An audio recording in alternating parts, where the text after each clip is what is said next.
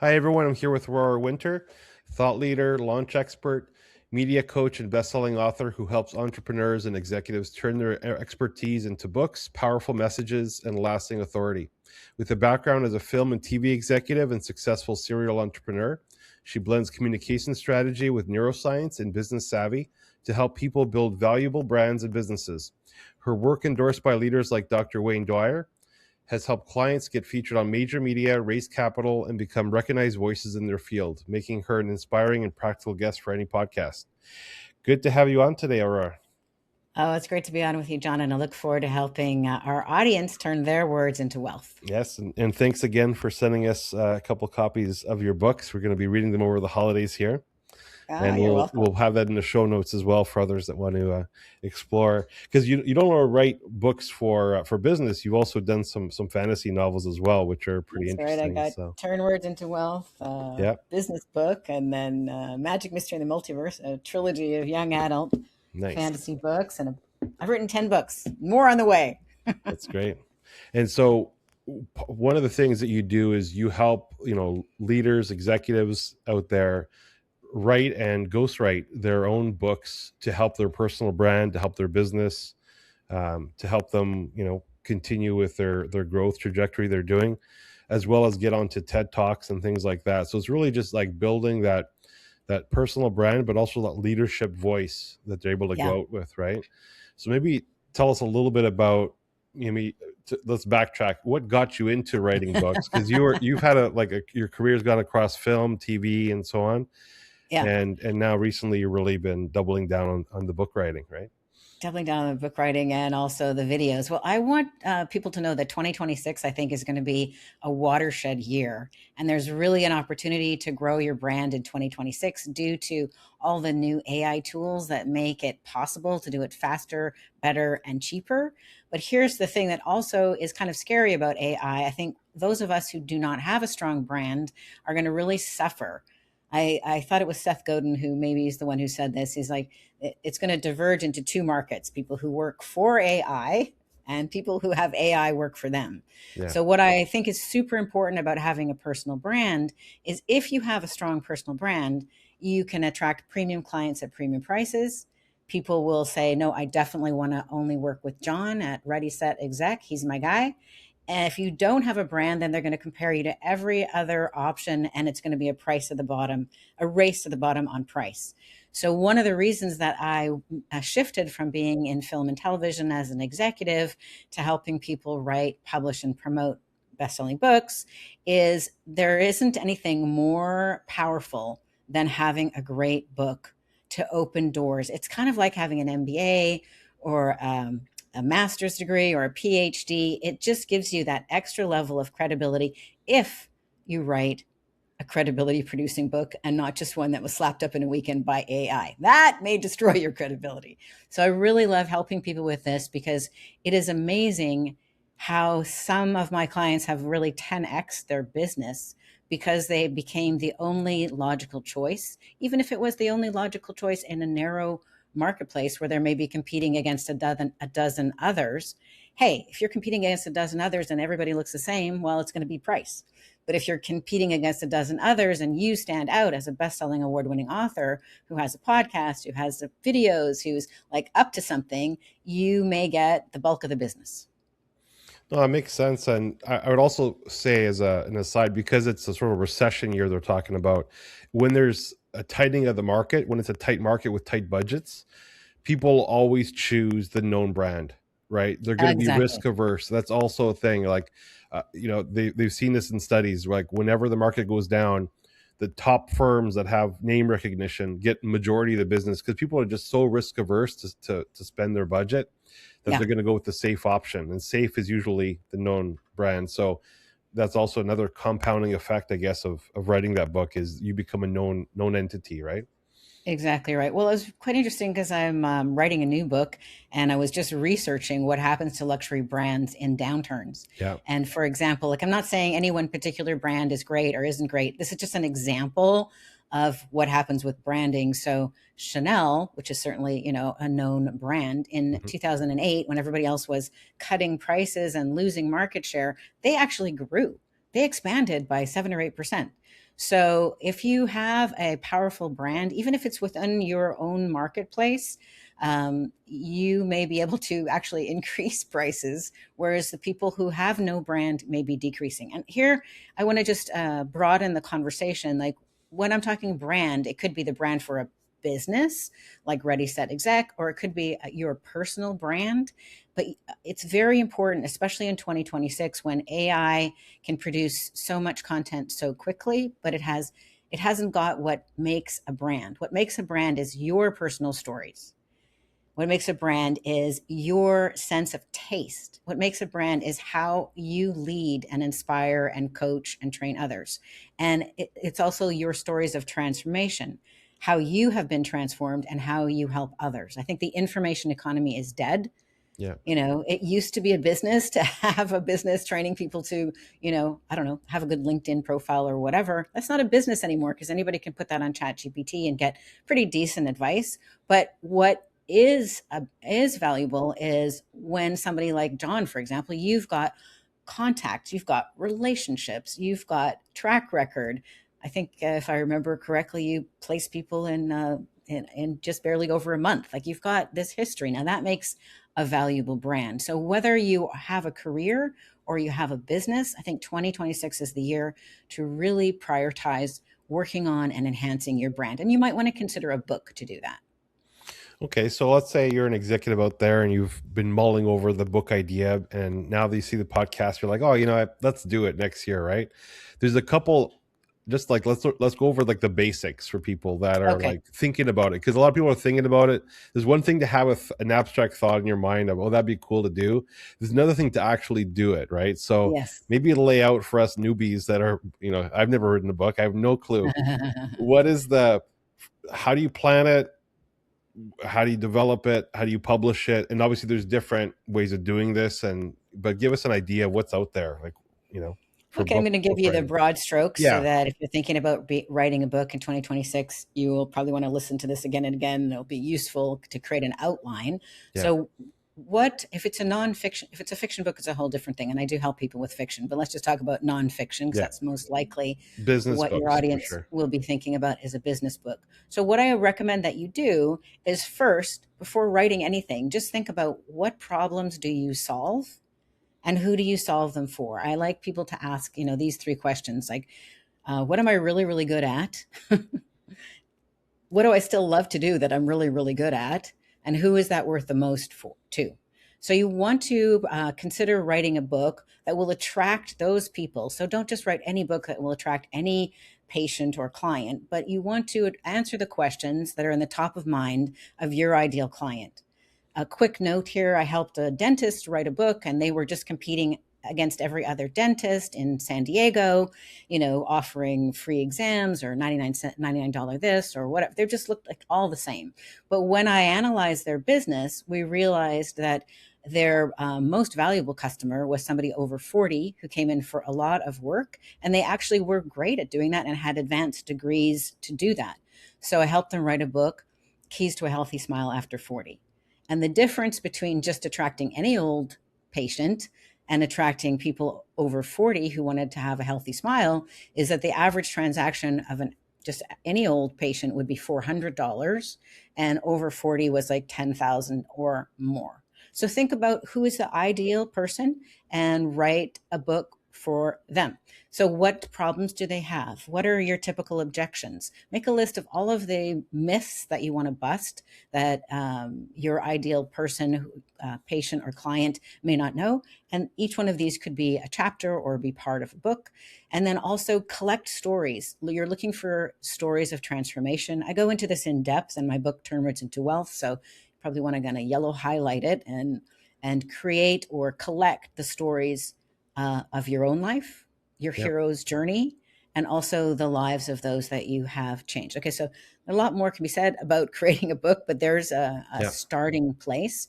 And then there are different ways to publish a book. The most common way that most people understand is getting an agent who then gets a publisher in New York And you can go that way, but it's very, very difficult. And there's a lot of gatekeepers involved, and you have to write a book proposal, etc. I'm doing that with one of my clients. We're shooting for a New York Times bestseller, and I think we're going to get there. But that's a whole different process. And that is recommended if you want to sell millions of copies of books, then you're going to have to go that route. If you want to increase your personal brand and you want to own and control your book, then you're fine to go with the self-publishing route. So you still need a great book. Here's the thing I really want to emphasize.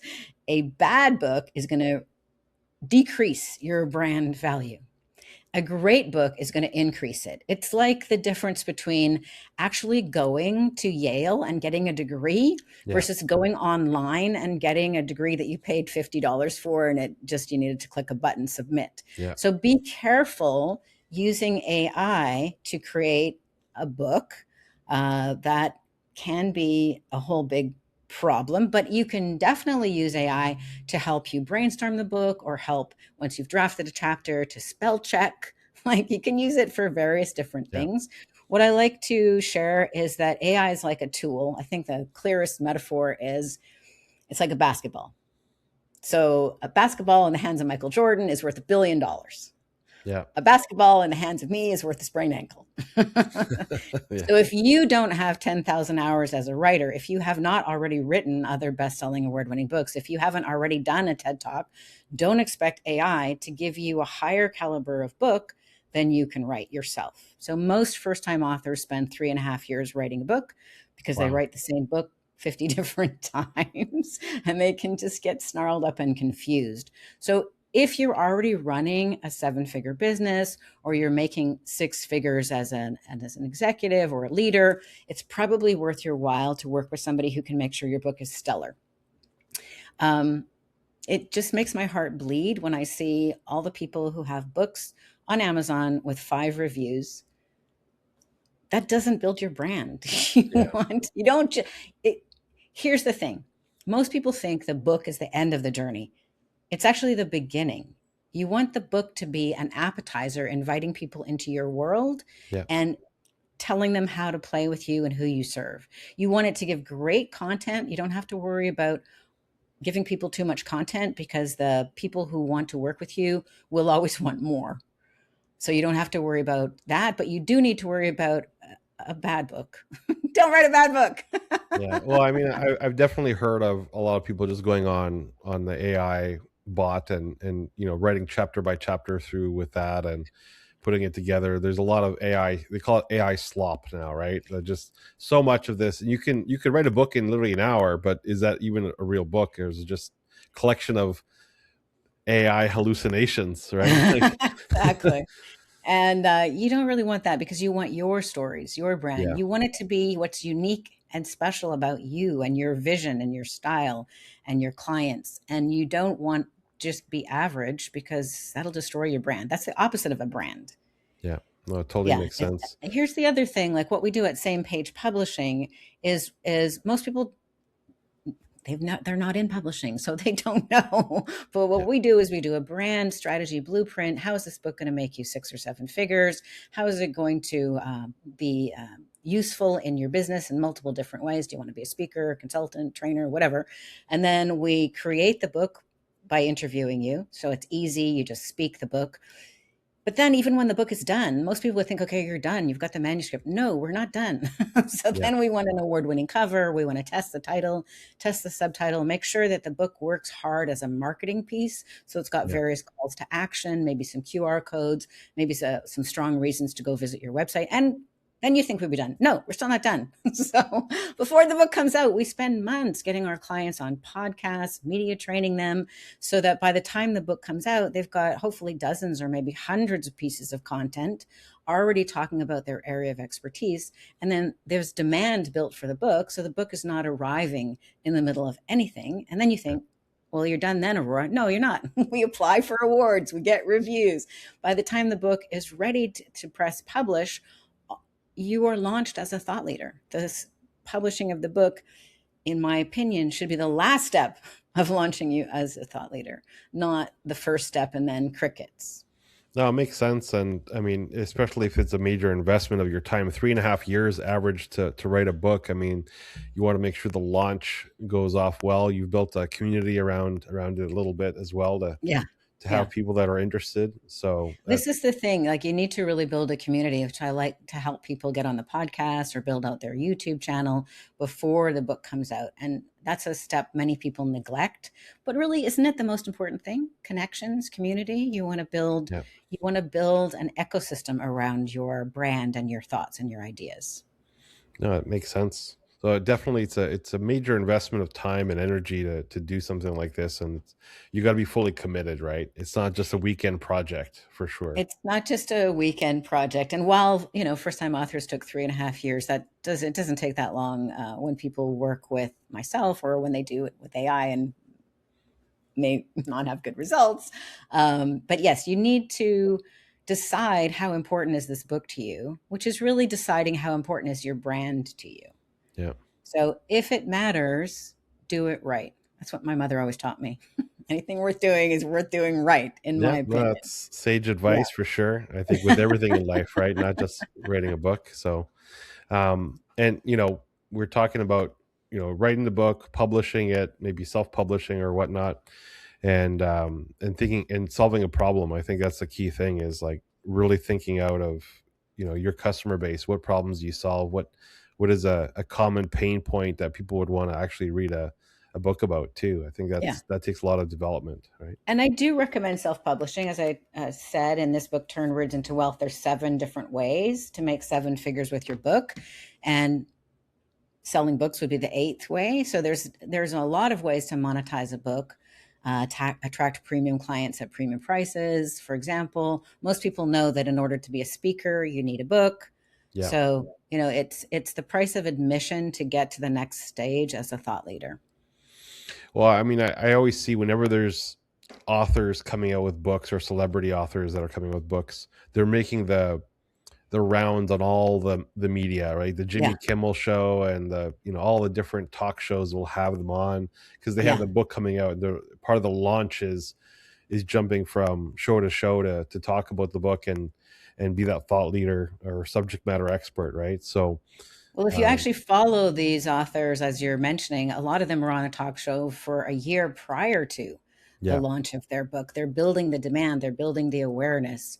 I know Jordan Peterson was talking about his next book for a whole year. And the other thing people don't understand is as you talk about your book, the book gets better. Your yeah. content gets better. You connect to your voice. Your stories get sharper, and you are paying attention to things, so you can really improve it. It's interesting, though, like I do recommend self-publishing. Alex Hormozi is a great example. He Yeah. independently published a book in August 2025, and he did over $100 million Wow. in a weekend. And how he did that, he didn't go through a major publisher, but he wanted evidence. So he had the Guinness Book of World Records people on site. So he has proof that his 3 million copies of books that he sold over the weekend smashed the records of, I think the next closest launch was Spare by Prince Harry. So Alex Hormozi, he did about twice as much as that book, which was published, by a major New York publisher. But the thing about that book is he launched it on a YouTube live stream. Yeah. So this is another benefit of building up your YouTube audience. You could launch your book on your live stream, and you don't need to sell millions of copies of the book for it to be worthwhile. Yeah. Because as I wrote about in Turn Words into Wealth, there's so many different models to monetize. I'd love for people to think about the book as the first step in their relationship with that client. So Alex Hormozi did an upsell, and the first step was $6,888. Then there was another upsell that I think was $18,000. But then he also did a downsell so that you were automatically subscribed to his membership program. The first month was free, and then it was $9.99. But Yeah. if you think about it, if you sold 3 million people at $9.99 a month, that's $30 million a month until people go, wait a minute, I don't want that. I got to cancel. Yeah. So even if 90% of them cancel, it still could be $3 million a month, Yeah. right? No, it So totally there's makes so many sense. ways to make the most of your book if you have a smart strategic brand blueprint and a smart bestseller plan. No, I mean, and let's take a little bit step back though, because not everybody's going to be, not everyone's going to be the next, John Grissom or something for books or whatnot, right? And not everyone has an audience too. Like the dentist book, for example. I'm not sure, but I'm going to guess he didn't sell millions of copies of his Smile book, right? So for us, let's say normal humans that are average Joes out there that are going to think about, okay, I'll write a book for my business, my my leadership style or whatever it may be.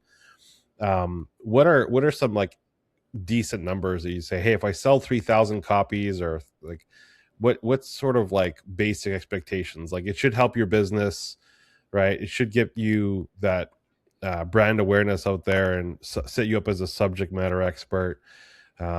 You should see some revenue come in from, like, not just the book itself, right? There's, as you said in your book, you have different revenue engines. The book is a tool to help you start those revenue The book engines, is a right? tool.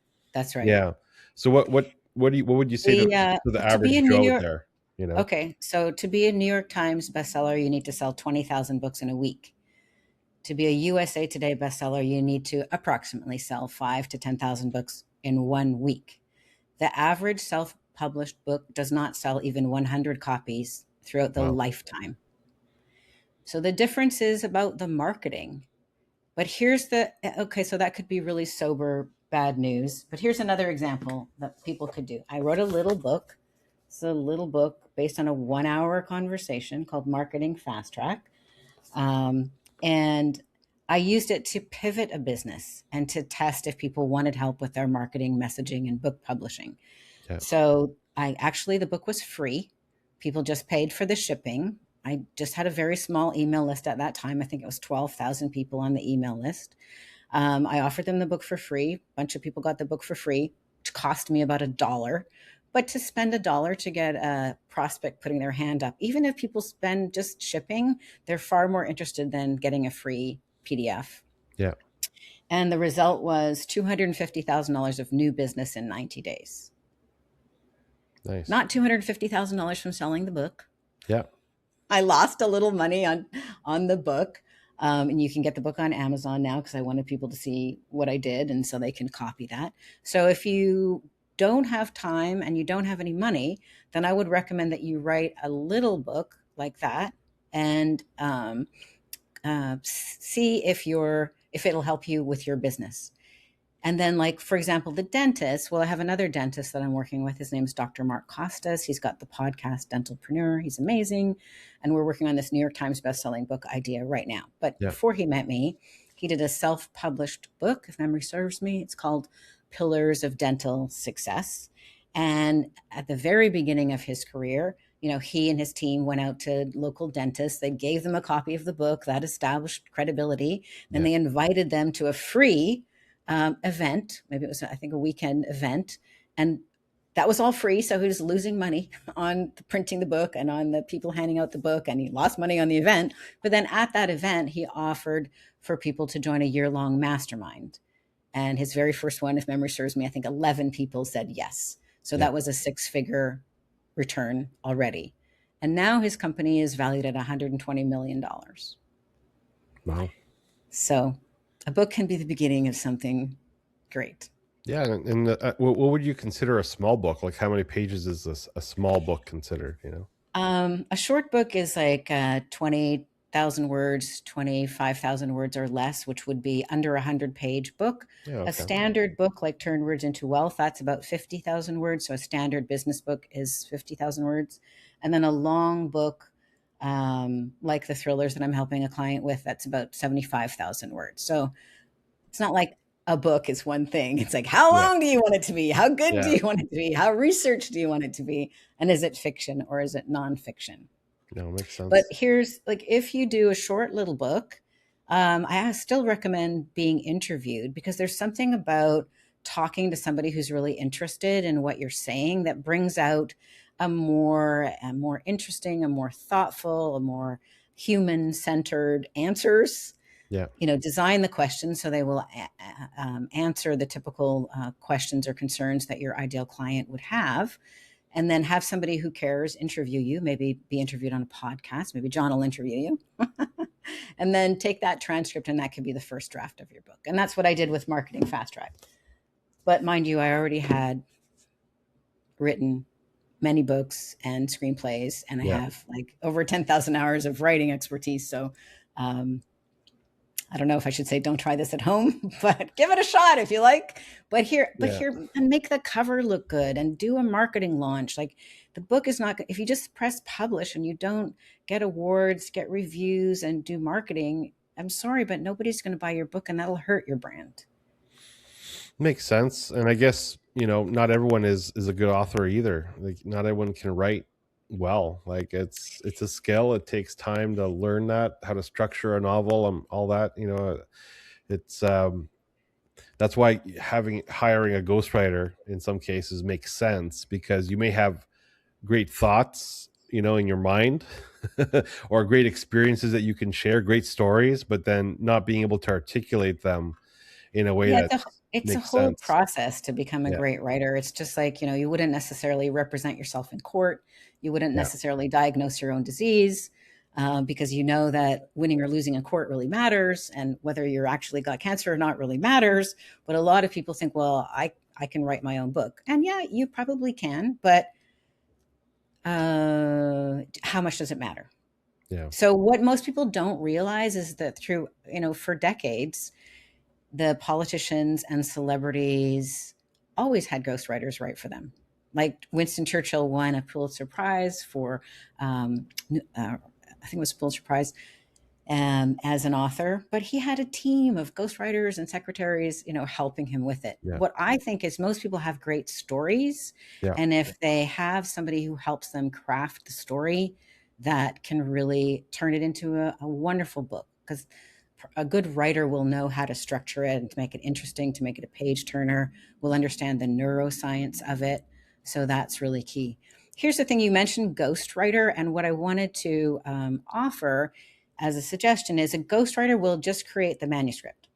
Okay. So that can be good if that's what you want, but they won't get the cover, the title, the subtitle, the marketing calls to actions. They won't apply for book awards. They won't get you booked on podcasts. So what I do at Same Page Publishing, we're calling it strategic brand showrunner, is we put our arms around the whole project and solve all of the problems for you.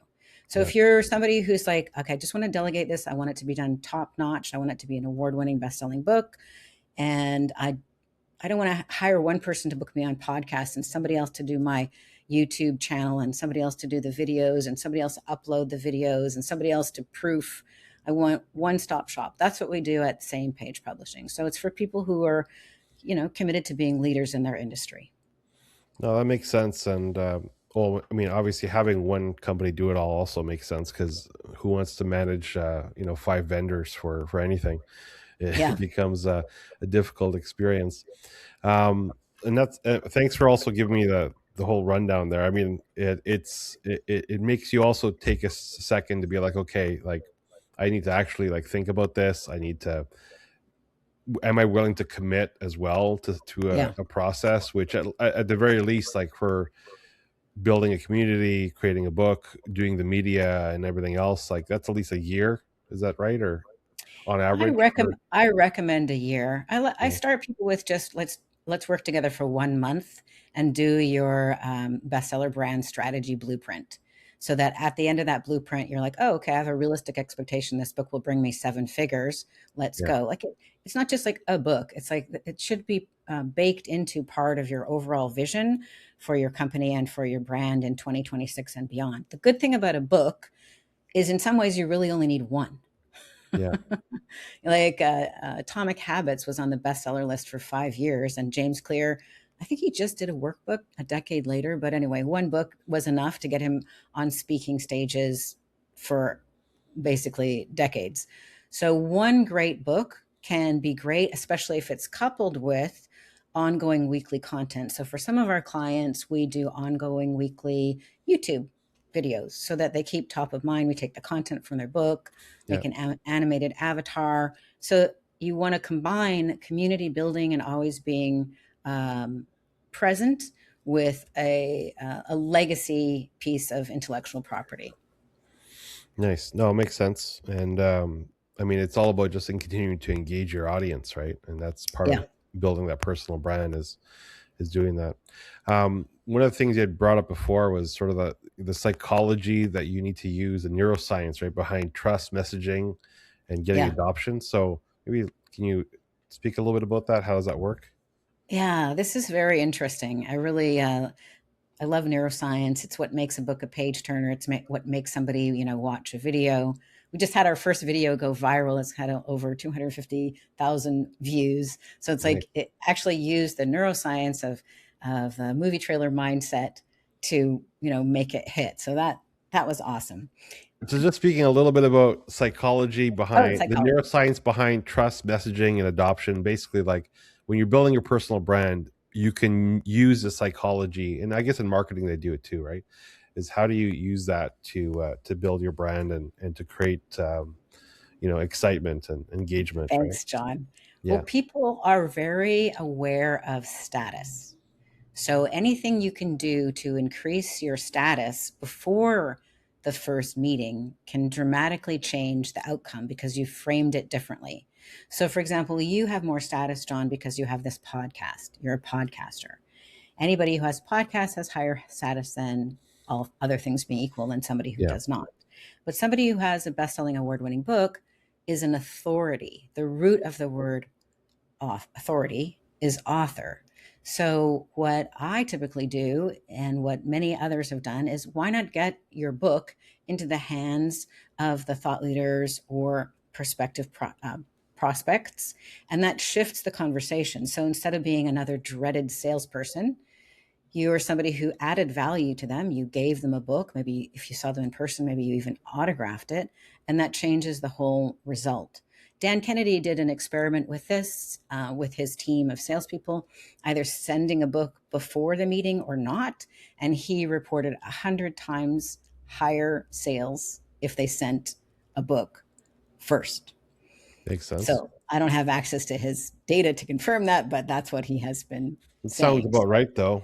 Yeah. Building value before you ask for something, for sure. Exactly.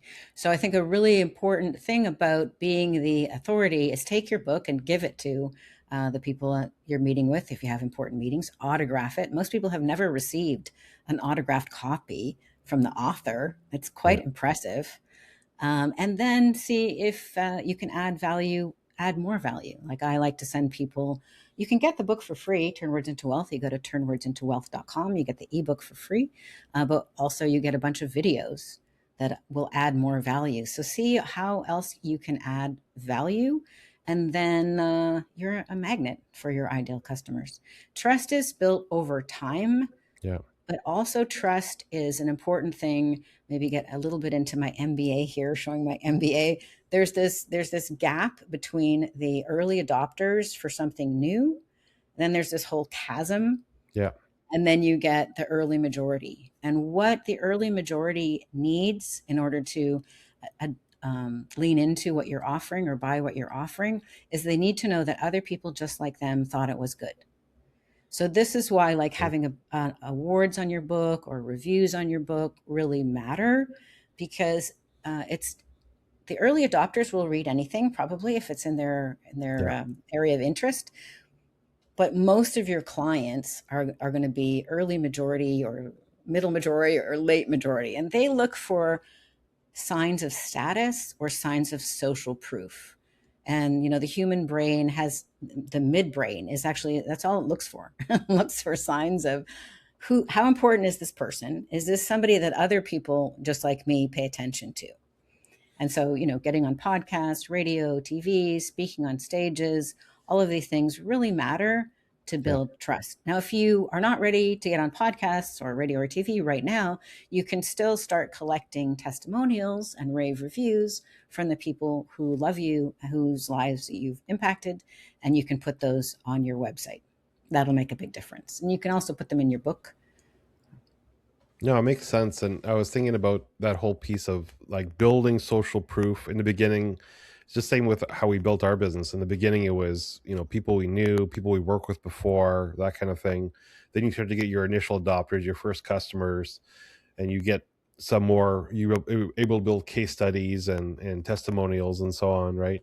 And you were right about the status piece. And it's almost like you'll read a book if someone recommends it to you, because the Yeah. person that's recommending it to you is, you trust their judgment. You're like, oh, I know you're going to like this, or this is really important.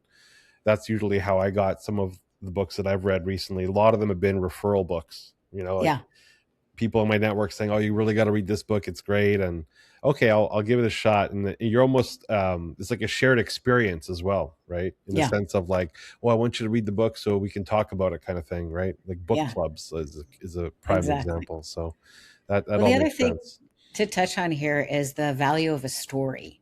Yeah. So your stories really matter, and data shows that a story is memorable. Actually, a video is memorable after like 1.7 seconds, so that's very quick. Yeah. And this is where you really want to collect these stories, because they're the things that go viral. Those are the things that people will share.